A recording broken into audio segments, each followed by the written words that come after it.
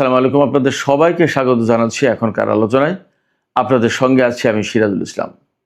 দর্শক, সিরিয়ায় বাশার আসাদ সরকারের পতন হয়েছে। সেখানে এমন একটা সরকার ক্ষমতা এসেছে যে সরকারের উপরে কারোর ভিন্ন মাত্রার প্রত্যাশা ছিল, আর কেউ জানে এই সরকার সিরিয়ার স্বার্থ রক্ষা করতে পারবে না। কেন স্বার্থ রক্ষা করতে পারবে না? আর যারা ভাবছিল এই সরকার তাদের খুব পছন্দের সরকার, কেনই বা তারা ভাবছিল এটা পছন্দের সরকার?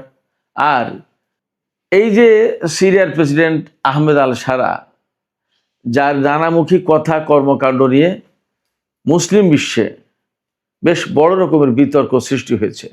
কেনই বা এই বিতর্ক? তুরস্কের সিরিয়ার রাজনীতিতে বিশেষ করে এই আহমেদ আল সারাকে ক্ষমতায় বসানোর ক্ষেত্রে তুরস্কের প্রেসিডেন্ট রজব তাইয়েব এরদোগানের বিশেষ ভূমিকা ছিল। যদি আহমেদ আল সারা মুসলিম উম্মার জন্য বা সিরিয়ার জাতীয় স্বার্থের জন্য খুব উপযোগী না হন, তাহলে কেন এরদোগান তাকে ক্ষমতায় বসানোর জন্য এতটা মরিয়া ছিলেন? এবং এখন এত বিতর্ক আসলে কেন হলো? সিরিয়ার ভেতরের রাজনীতির গল্পটা আসলে কি? সুপ্রিয় দর্শক, আজকের এই ভিডিওতে আমরা সিরিয়ার ভেতর বাইরের মূল গল্পের আদ্যপান্ত জানার চেষ্টা করব। আহমেদ আল সারার বাস্তবতা, অনেক বর্তমান যে রাজনৈতিক কর্মকাণ্ড, বর্তমান যে অবস্থান, এইগুলো আমি আপনাদের সামনে চেষ্টা করব যথেষ্ট পরিষ্কার করে দেওয়ার জন্য। আশা করি আপনারা শেষ পর্যন্ত সঙ্গে থাকবেন। আর ভিডিও যদি ভালো লাগে তাহলে লাইক, কমেন্ট, শেয়ার করবেন এবং চ্যানেলটি সাবস্ক্রাইব করে সাথেই থাকবেন। দর্শক, 2013-14 সালের দিকে ইরাক এবং সিরিয়ায় হঠাৎ করে আবির্ভূত হলো পাগড়ি পরা একদল যোদ্ধার, যারা ইসলাম কায়েম করবে, যারা খেলাফত প্রতিষ্ঠা করবে এবং ইসলামী শাসন ব্যবস্থা সেই খোলাফায়ে রাশেদিনের সোনালী অধ্যায় ফিরিয়ে আনবে। ইরাক এবং সিরিয়ায় অসম্ভব দ্রুত গতিতে তারা ঢুকে পড়ল এবং বানের পানির মতো অসম্ভব দ্রুত গতিতে চারিদিকে ছড়িয়ে পড়ল। সিরিয়ার বিরাট অংশ তাদের কন্ট্রোলে নিয়ে নিল, ইরাকের বিরাট অংশ কন্ট্রোলে নিয়ে নিল। মাথায় পাগড়ি, বেশিরভাগই কালো, বেশ বড় বড় দাড়ি, গায়ে জুব্বা, দেখতে একেবারেই ইসলামী আমলের লোকজনের মতো, ইসলাম অনুসরণকারী লোকজনের মতো। দেখে বোঝার উপায় নেই তারা মুসলমান নয়, তারা মুসলিম উম্মার জন্য কাজ করছে না, তারা সত্যিকারের খেলাফত প্রতিষ্ঠা করতে আসেনি। তাদের চেহারা, সুরত, এগুলো দেখে বোঝার কোনো উপায় ছিল না। ঘোষণাটা তারা খুব মুখরোচক দিয়েছিল, খেলাফত কায়েম। সারা বিশ্বের সাধারণ মুসলমানরা ব্যাপকভাবে তাদের এই বক্তব্য, তাদের এই চিন্তা চেতনা, তাদের এই কথাকে গ্রহণ করলো, একেবারে বলা যায় গোগ্রাসে গিলল। কিন্তু পেছনে থেকে গেল অনেক কালো অধ্যায়, ইতিহাসের অনেক সম্ভাব্য কাহিনী। কি সেই কালো অধ্যায় এবং কি সেই সম্ভাব্য করুণ কাহিনী? কালো অধ্যায় হলো এই যে যারা খেলাফত প্রতিষ্ঠার নামে বানের পানির মতো ছড়িয়ে পড়লো ইরাক এবং সিরিয়ায়, তারাই অল্প কিছুদিনের ভেতরেই এমনভাবে মানুষ হত্যা শুরু করলো, নারীদের ধর্ষণ করলো, এমনভাবে অত্যাচার, নির্যাতন, নিপীড়ন চালালো এবং এমনভাবে জোর জবরদস্তি করলো, সরকারি বাহিনীগুলোকে নাস্তানাবুদ করে দেওয়ার চেষ্টা করলো এবং তাদের কর্মকাণ্ডের ভেতর দিয়ে খুব অল্প সময়ের ভেতরে পরিষ্কার হয়ে গেল এরা খেলাফত প্রতিষ্ঠা করতে আসেনি, এরা কারোর হয়ে বিশেষ কোনো এজেন্ডা বাস্তবায়ন করতে এসেছে। খুব দ্রুতই বিষয়গুলো অনেকের কাছেই স্পষ্ট হয়ে গেল। বিশেষ করে ইরান এই বিষয়টি খুব দ্রুত বুঝে ফেলল এবং এর পাল্টা ব্যবস্থা নেওয়া শুরু করলো। অনেকে ইরানকে এই খেলাফত প্রতিষ্ঠাকারীদের বিরুদ্ধ শক্তি বলে তখন প্রচার শুরু করলো এবং এই ব্যাপারে, অর্থাৎ খেলাফত প্রতিষ্ঠাকারী সকল যে লোকজন, তাদের পক্ষে পাশ্চাত্য এবং আরব অঞ্চলের গণমাধ্যমগুলো একেবারে চোখ বন্ধ করে সমর্থন দিল, নানানভাবে তাদের কর্মকাণ্ডকে বৈধ করলো এবং ইরান যেটা করতে চাইলো অর্থাৎ তাদেরকে প্রতিরোধ করার চেষ্টা করলো। সিরিয়ার প্রেসিডেন্ট বাশার আল আসাদ তিনি প্রতিরোধ করার চেষ্টা করলেন। ইরাকের তখন মালিকি সরকার, সম্ভবত নুরি আল মালিকি, তারা প্রতিরোধ করার চেষ্টা করলেন। সবাইকে তখন ইসলাম বিরোধী আখ্যা দেয়া হলো, মুসলিম বিরোধী, মুসলিম স্বার্থের বিরোধী এটা চেষ্টা করা হলো প্রতিষ্ঠা করার জন্য। কিন্তু বাস্তবতা আসলেই নির্মম এবং এই কথিত খেলাফত প্রতিষ্ঠাকারী কারা ছিল তাদের বিষয় পরিষ্কার হয়ে গেল। এবং পরিষ্কার হলো সবচেয়ে এই বিষয়টি যে এরা প্রকৃতপক্ষে মুসলমানদের স্বার্থে তো নয়ই, বরং মুসলমান এবং ইসলামদের ধ্বংস করার জন্য এসেছেন। তারা যে সমস্ত উগ্রবাদী সন্ত্রাসবাদী কর্মকাণ্ডে জড়িয়ে পড়লো, যেগুলো করতে থাকলো, তাতে সারা বিশ্বের কাছে এই মেসেজ যেতে থাকলো যে ইসলাম বুঝি এমনই, ইসলাম বুঝি এমন উগ্রবাদী, এমন সন্ত্রাসী। অতএব তারা যে প্রকৃতপক্ষে ইসলামকে সর্বনাশ করতে এসেছে, এইটা একটা পর্যায়ে গিয়ে মানুষের কাছে পরিষ্কার হলো। এর ভেতরে ইরাক এবং সিরিয়ায় হাজার হাজার মানুষ প্রাণ দিল। শুরু হলো লড়াই। একপাশে পশ্চিমা এবং আরব বিশ্বের ব্যাপক সমর্থনপুষ্ট, তুরস্কের সমর্থনপুষ্ট এই আইএস, এবং এখান থেকে অনেকগুলো ফ্র্যাকশন তৈরি হলো। হায়াতে তাহরির শাম, এরকম অনেকগুলো সংগঠন হলো, যার কোনোটার পেছনে তুরস্ক, কোনোটার পেছনে আমেরিকা, কোনোটার পেছনে ইসরায়েল, কোনোটার পিছনে আরব বিশ্ব, এইভাবে। বাট সবারই চূড়ান্ত লক্ষ্য সিরিয়া থেকে বাশার আল আসাদ সরকারকে হটাও।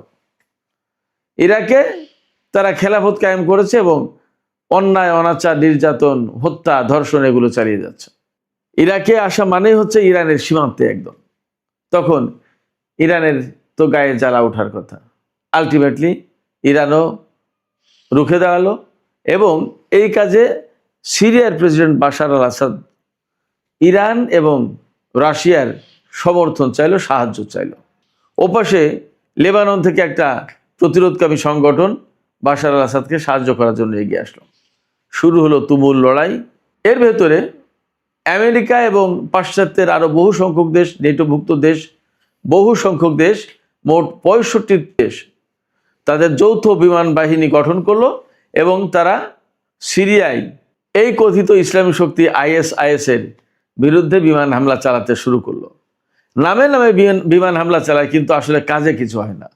যে বিমান হামলা চালায় তাতে সিরিয়ার সাধারণ লোকজন মরে, সিরিয়ার সরকারি প্রতিষ্ঠান, সরকারি স্থাপনা ধ্বংস হয়, সিরিয়ার সামরিক ঘাটের উপর হামলা চালায়, সিরিয়ার সামরিক বাহিনীর উপর হামলা চালায়। প্রকৃতপক্ষে ISIS এর উপরে হামলা হয় না। তখন একটা পর্যায়ে বারাক ওবামা ক্ষমতা এবং হিলারি ক্লিন্টন পররাষ্ট্রমন্ত্রী, হিলারি ক্লিন্টনের নেতৃত্বে ফ্রেন্ডস অফ সিরিয়া নামে একটা সংস্থা গঠন করা হলো। এই সংগঠন বা এই সংস্থার দুটো বৈঠক হয়েছে তুরস্কে, ফ্রেন্ডস অফ সিরিয়া। তুরস্কের সাথে বাশার আল আসাদের কিন্তু একসময় খুব ভালো সম্পর্ক ছিল। দুই প্রতিবেশী দেশ, অনেক ইতিহাস, ঐতিহ্য, অনেক কিছু একসাথে। অথচ একটা পর্যায়ে গিয়ে এই বাশার আল আসাদ সরকারকে উৎখাত করার জন্য এরদোগান উঠে পড়ে লাগলেন। তিনি সিরিয়ায় মুসলিম ব্রাদারহুডের শাসন কায়েম করার কথা বললেন। নিজের দেশে ইসলামী শাসন প্রতিষ্ঠার কোনো খবর নেই, নিজের দেশে মুসলিম ব্রাদারহুডের শাসনের কোনো খবর নেই, কিন্তু সিরিয়ায় মুসলিম ব্রাদারহুডের শাসন প্রতিষ্ঠার জন্য তিনি খুব অ্যাডামেন্ট হয়ে উঠলেন, সিরিয়াস হয়ে উঠলেন। তিনি এই যে আজকে যে আহমেদ আল সারা, তাদের যে মূল সংগঠন হায়াতে তাহরির শাম, তাদেরকে সমর্থন দেওয়া শুরু করলেন রজব তাইয়িব এরদোগান। তার টার্গেট ছিল সিরিয়ার একটা বিরাট বড় ভূখণ্ড তুরস্কের আওতাধীন করতে হবে, নিজেদের অধীনস্থ করতে হবে। বাশার আল আসাদ সরকার থাকলে এটা সম্ভব না। তুরস্কের এটা কাহিনী। ইসরায়েল বা পাশ্চাত্যের তাদের প্রত্যাশা ছিল বাশার আল আসাদ সরকার যতক্ষণ পর্যন্ত ক্ষমতা আছে ততক্ষণ পর্যন্ত সিরিয়ার আকাশ, সিরিয়ার ভূমি মুক্ত না। অতএব ইসরায়েল যে গ্রেটার ইসরায়েল প্রতিষ্ঠা করতে চায় সেটা সম্ভব না। একেবারে ইসরায়েল থেকে সামনে পা বাড়ালেই সিরিয়া, বাশার আল আসাদ সরকার, যারা কখনো ইসরায়েলের সাথে সম্পর্ক প্রতিষ্ঠার চিন্তাও করেনি, বরং যুদ্ধ করেছে কয়েকবার। অনেক দেশ, আরব দেশ ইসরায়েলের সাথে মীমাংসা করেছে, আপোষ করেছে, কিন্তু বাশার আল আসাদ সরকার বা তার বাবা হাফিজ আল আসাদের সরকার কখনো আপোষরফ হয়ে যায়নি। এছাড়া ইসরায়েল যে গ্রেটার ইসরায়েল প্রতিষ্ঠা করতে চায় বা আমেরিকার নিউ মিডল ইস্ট প্ল্যান বাস্তবায়ন করতে চায়, সেটা করতে গেলে সিরিয়াকে ভাঙতে পারলে বা সিরিয়ার বাশার আসাদকে যদি উৎখাত করে দেওয়া যায়, তাহলে দ্রুত গতিতে ইরাক দখল করে নিয়ে ইরান দখল করে নেবে, একদম সহজ। তখন আফগানিস্তানে কিন্তু মার্কিন বাহিনী দখলদারিত্ব কায়েম করে রেখেছে। এইরকম একটা প্রেক্ষাপটে সিরিয়া দখল করাটা খুব গুরুত্বপূর্ণ ছিল। ইরান এই পলিটিক্স বুঝতে পারলো, এই ষড়যন্ত্র বুঝতে পারলো, বুঝে তারা দ্রুতই রুখে দাঁড়ালো, রাশিয়ার সাহায্য নিল এবং বাশার আল আসাদ সরকার টিকে গেল। এপাশে ইরান একটা অবস্থায় থাকলো, রাশিয়াও অবস্থায় থাকলো, সারা বিশ্বে রাশিয়ার নতুন করে একটা প্রভাব প্রতিপত্তি তৈরি হলো। এর ভিতর দিয়ে ইসরায়েল কিন্তু প্রায় প্রতিদিন সিরিয়ায় হামলা চালায়, অথচ সিরিয়ায় কিন্তু ইরান তার একটা ভালো অবস্থান গড়ে তুলছিল, সামরিক অবস্থান। এবং সেই সময় ফিলিস্তিন, লেবানন থেকে শুরু করে ইরাক, ইয়েমেন সব জায়গায় একটা প্রভাবশালী প্রতিরোধকামী সংগঠন, তারা এই যে প্রক্সি ফোর্স যেটা, এরা গড়ে উঠল। এই ভেতরে ইরানি কনসুলেটে হামলা চালালো ইসরায়েল, যাতে ইরান প্রতিশোধ হিসেবে ইসরায়েলে হামলা চালালো। শুরু হলো ইসরায়েল এবং ইরান যুদ্ধ, ইতিহাসের নতুন অধ্যায়। এইগুলো করতে করতে করতে করতে এর ভেতরে যখন সিরিয়াটা বেশ অস্থিতিশীল, ইসরায়েলের হামলা, ইরানের সাথে ইসরায়েলের যুদ্ধ ইত্যাদি ইত্যাদি মোকাবেলায় বেশ একটা অস্থিতিশীল, ঠিক সেই মুহূর্তে তুর্কি সীমান্ত থেকে শুরু হলো বাশার আল আসাদ সরকার বিরোধী আন্দোলন। একেবারে পঙ্গপালের মতো লেলিয়ে দেওয়া হলো।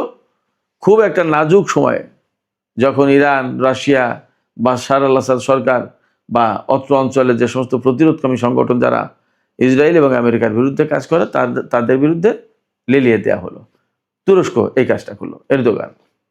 এবং তখন এমন পরিস্থিতি যে তাদের বিরুদ্ধে যদি সিরিয়ার আসাদ সরকার সামরিক বাহিনী নিয়ে যুদ্ধ শুরু করে, তাহলে সিরিয়ায় রক্ত গঙ্গা বয়ে যায়, অর্থাৎ সিরিয়ায় প্রচণ্ড রকমের হানাহানি, মারামারি শুরু হয়। এটা বাদ দেওয়ার জন্য, এটা এড়ানোর জন্য বাশার আল আসাদ সরকার অনীহা প্রকাশ করলো এবং বললো যে এটা আমরা করতে চাই না। তখন ইরান এবং রাশিয়া বললো আচ্ছা ঠিক আছে, যার দেশ সে যদি করতে না চায় তাহলে তাকে ছেড়ে দেওয়া হোক।